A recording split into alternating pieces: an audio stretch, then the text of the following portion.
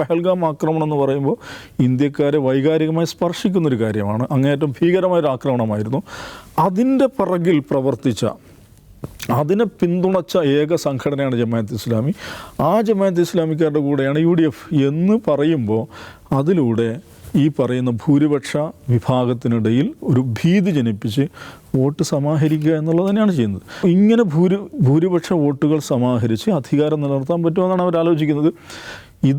ഈ തന്ത്രം പല രീതിയിൽ പല സന്ദർഭങ്ങളിൽ പയറ്റിയിട്ടുണ്ട്. വടകരയിലെ കാഫിർ സ്ക്രീൻഷോട്ട് അതിൻ്റെ ഭാഗമായിരുന്നു. അത്രയും വർഗീയ സ്വഭാവമുള്ള ഒരു പ്രചരണ ആയുധം കേരളത്തിലെ തെരഞ്ഞെടുപ്പിൽ ഒരിക്കൽ പോലും BJP പോലും ഉപയോഗിച്ചിട്ടില്ലാത്ത അങ്ങേയറ്റം വർഗീയ സ്വഭാവമുള്ള ഒരു പ്രചരണായുധം വടകരയിൽ അവർ ഉപയോഗിക്കുന്നു.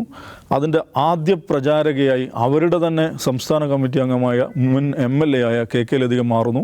അത് പ്രതിസ്ഥാനത്ത് വന്ന DYFI നേതാവിനെ സംരക്ഷിക്കാൻ വേണ്ടി നടത്തിയ റാലി DYFIയുടെ അഖിലേന്ത്യാ പ്രസിഡന്റ് A റഹീം തന്നെ അതിൻ്റെ ഉദ്ഘാടകനായി മാറുന്നു. പക്ഷെ അതൊരു പാർട്ടി പ്രോജക്റ്റായിരുന്നു. അത് വെറുതെ എവിടെയോ സംഭവിച്ചു പോയതല്ല.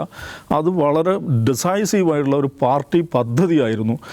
അതിലൂടെ ഭൂരിപക്ഷ വോട്ടുകൾ സമാഹരിക്കുക, ഷാഫി പറമ്പലിൻ്റെ തോൽവി ഉറപ്പാക്കുക എന്നുള്ളതായിരുന്നു എന്ന് തെളിയിക്കുന്നതാണ് പിന്നീട് നടന്ന സംഭവങ്ങൾ. അപ്പോൾ നിലമ്പൂരിലെ കാഫിർ സ്ക്രീൻഷോട്ടാണ് പഹൽഗാം എന്ന് പറയുന്നത്.